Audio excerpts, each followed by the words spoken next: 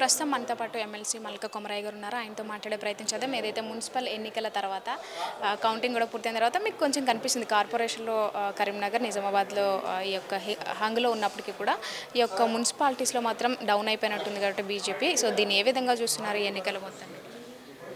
ఈ ఎన్నికలు బీజేపీకి మంచి రిజల్ట్స్ వచ్చాయి. పాత పారామీటర్స్ ఏ పారామీటర్లో కంపేర్ చేసినా ఈ ఎలక్షన్స్లో అన్నిట్లో కూడా మా ఓటింగ్ పర్సంటేజ్ కానీ తర్వాత నెంబర్ ఆఫ్ సీట్స్ కానీ పెరిగినాయి. ఇది చాలా మంచి పరిణామం. అది ఇప్పటి నుంచి కూడా మా అందరం కలిసికట్టుగా పనిచేసి నెక్స్ట్ ఎలక్షన్స్లో ప్రతి ఎలక్షన్స్లో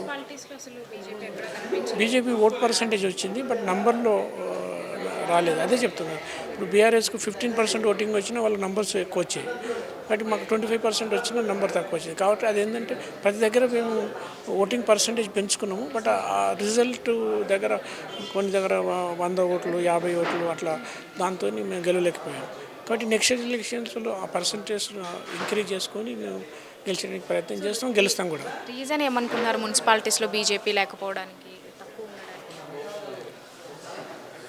రీజన్ ఇది అంటే ఓన్లీ టెక్నికల్ రీజన్ కదా. పర్సంటేజ్ పెరిగింది, బట్ కొన్ని ఏరియాస్లో మేము ఇంక ఇంప్రూవ్ చేసుకోవాలి. నల్గొండ, ఖమ్మం కొన్ని డిస్ట్రిక్ట్స్లో we have to improve our presence.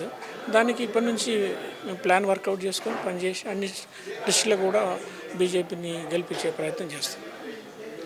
ఇంకొక విషయానికి వస్తే కనుక మీరు ప్రచారంలో ఎప్పుడు చూసినా కానీ ఎంఐఎం పార్టీని తిడుతూనే ప్రచారం చేస్తారు తప్ప బీజేపీకి వేరే ఆప్షనే లేదు. అంటే అభివృద్ధి పనులను చూపించుకొని ప్రచారాలు చేసిన రోజే లేదని చెప్పేసి ప్రతిపక్షాలు ఆరోపిస్తున్నాయి.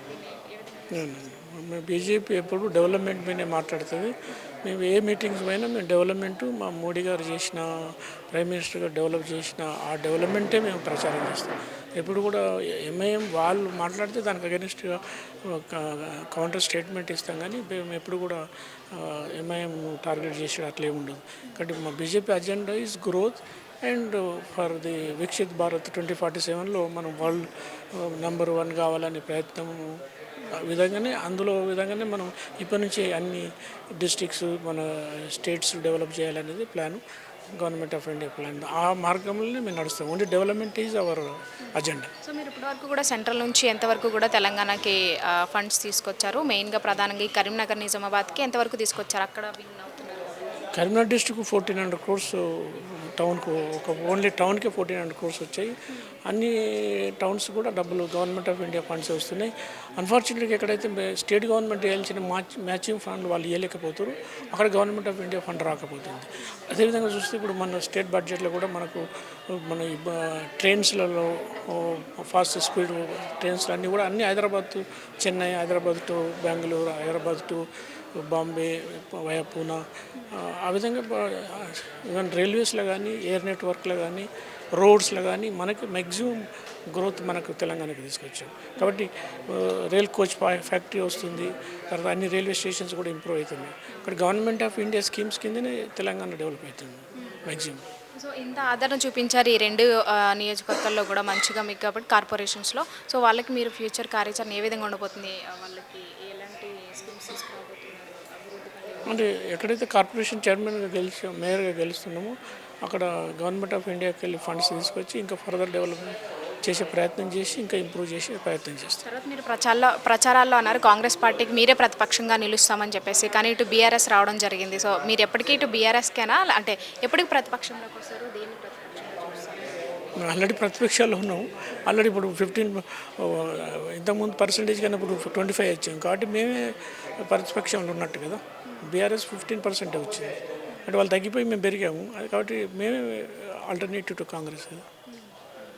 సో ఇంకొకటి మీరు మాట్లాడితే కాంగ్రెస్ ఏదైతే ఇప్పుడు వచ్చి 2 సంవత్సరాలు అయినప్పటికీ కూడా వాటి చేయలేని పనులు మెయిన్గా మహిళలకు సంబంధించి కొన్ని హైలైట్ చేస్తున్నారు. కాబట్టి మీరు మహిళల కోసం ఎలాంటివి లైక్ డెవలప్మెంట్ అవి తీసుకురాబోతున్నారు స్పెషల్గా? మహిళలకు స్పెషల్గా ఏం లేదు, but overall development is important. అందులో మహిళలకు ఏదైతే ఈక్వల్ రైట్స్, తర్వాత ఈక్వల్గా వాళ్ళకు కూడా డెవలప్మెంట్ చేయడం, ఇప్పుడు మెన్కు ఈక్వల్గా ఎడ్యుకేషన్ ఇవ్వడం, తర్వాత వాళ్ళకు మన స్కిల్ డెవలప్మెంట్ చేయడం, అందరినీ ఎంపవర్ చేసి సిటిజన్స్ అంటే మహిళలు పురుషులని కాకుండా ఈక్వల్గా అందరూ కూడా ఎక్కడైతే ఎడ్యుకేషన్ తక్కువ ఉందో వాళ్ళందరికీ మహిళలకు కూడా స్పెషల్గా ఎడ్యుకేషన్ స్కిల్ డెవలప్మెంట్ వాళ్ళకు మన ఉపాధి కల్పించడం మెయిన్ లక్ష్యం. Thank you. సో రైట్, ఇది చూసాం కదా కరీంనగర్ నిజామాబాద్లో ఇటు బీజేపీ ఆధిక్యంలో అయితే కనిపిస్తుంది. హంగ్లో ఉన్నప్పటికీ కూడా మేమే మేయర్గా నిలుస్తాము ఆ ప్రాంతంలో అని చెప్పేసి చెప్తున్న పరిస్థితి కనిపిస్తుంది. ఈ రెండు ప్రాంతాల్లో మంచి మెజార్టీ ఇచ్చినందుకు అక్కడున్న ప్రజలకి ధన్యవాదాలు చెప్పుకుంటూ అక్కడ ఆ ప్రాంతాన్ని మరింత డెవలప్మెంట్ చేసే పనిలో అయితే మేము ఉంటామని చెప్పేసి బీజేపీ ఆపుతున్న పరిస్థితి అయితే మనం చూస్తూ ఉన్నాం.